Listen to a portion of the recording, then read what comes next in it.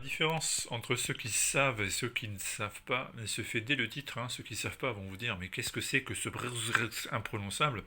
Et puis ceux qui savent, savent que ça se prononce berserker et qu'il s'agit d'une référence à to go berserk en anglais qui signifie tout simplement, aller pour résumer de manière vulgaire, péter un câble.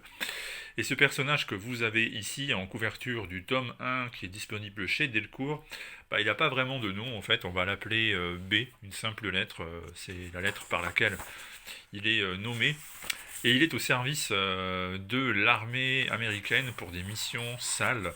C'est-à-dire que quand il intervient quelque part, c'est généralement un bain de sang, ça se termine dans l'hémoglobine, ça se termine avec des combats atroces à main nue. Il faut dire que le type, il est extrêmement fort, il est doté d'une puissance invraisemblable.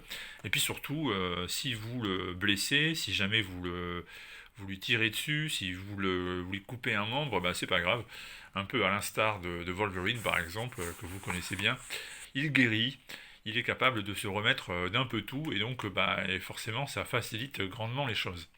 Alors concernant son âge bien difficile à déterminer, nous apprenons dans cette histoire qu'en réalité son apparition sur Terre remonte à des millénaires de cela dans une tribu primitive qui était victime des invasions de tribus voisines jusqu'au jour où le chef de tribu et sa femme décident d'invoquer leurs dieux locaux afin de recevoir de l'aide et la femme va être rapidement va tomber enceinte. J'allais dire par l'opération du Saint-Esprit, mais pas tout à fait, puisque la religion est différente. Néanmoins, le principe est le même. Et ce cadeau des dieux donc, va être notre héros, qui va grandir très très vite et qui va se révéler très très rapidement en quelques jours. En réalité, plus une arme qu'un enfant. Une arme qui va permettre d'abord de sauver les siens, ensuite de permettre aux siens de s'étendre, et puis finalement, au jour qui nous intéresse, c'est-à-dire au jour présent, de devenir une sorte de super agent au service des Américains. Alors il n'est pas au service des Américains pour rien, c'est juste qu'il aimerait bien pouvoir retrouver ses souvenirs, pouvoir comprendre qui il est vraiment, et les Américains ont promis de l'aider. Ils ont mis en place une série de séances chez la psychiatre, par exemple, et en échange, il fait le sale boulot qu'on lui demande de faire. Et au passage, l'armée tente d'utiliser son ADN pour le répliquer. Tant qu'à faire, vous savez bien comment ils sont. Quand il y a l'occasion de mettre les mains sur une arme sympathique, nos amis ricains ne se gênent pas. Alors ce comic book, il est très très très attendu, beaucoup de personnes en parlent, et la raison elle est simple, c'est qu'il est écrit par Keanu Reeves, l'acteur de Matrix, entre autres, et de John Wick.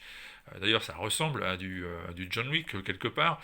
D'ailleurs, vous l'avez compris aussi, les traits du personnage sont ceux de Keanu Reeves. Keanu Reeves qui interprétera ce personnage à l'écran dans un film. Ce sera également une série animée sur Netflix. Bref, ce n'est que le début de Berserker. Vous n'avez pas fini d'en entendre parler. Et c'est Delcourt qui a donc les droits de la série pour le marché français. Et ils ont probablement fait une très bonne opération avec ça parce que mon petit doigt me dit que ça va marcher.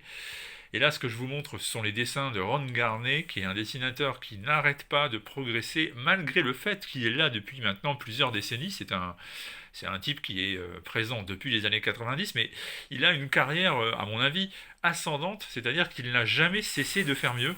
Et aujourd'hui, si vous l'avez vu récemment sur Conan, et là maintenant dans Berserker, vous comprenez qu'il est capable de moduler son style et que pour moi c'est une sorte de Romita Junior dont le trait serait beaucoup plus propre, beaucoup plus précis, beaucoup plus soigné.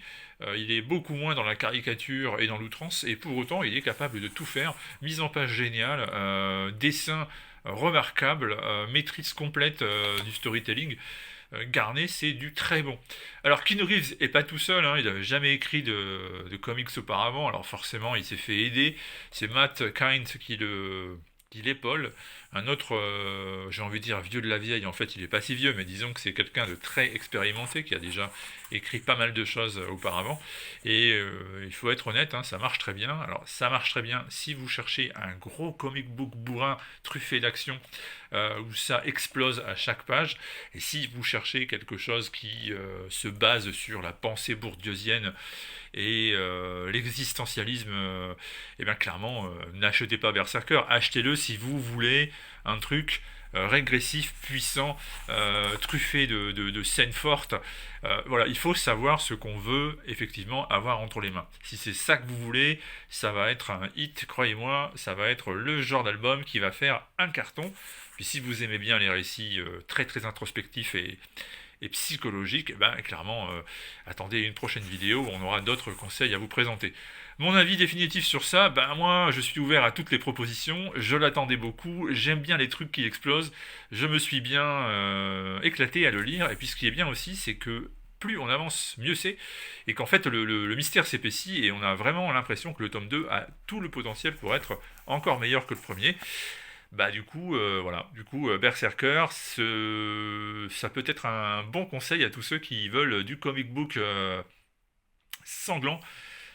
Voilà, si j'étais vous, j'irais faire un tour, j'irais feuilleter ça chez mon marchand de comics, et éventuellement, je l'achèterais même. À bientôt!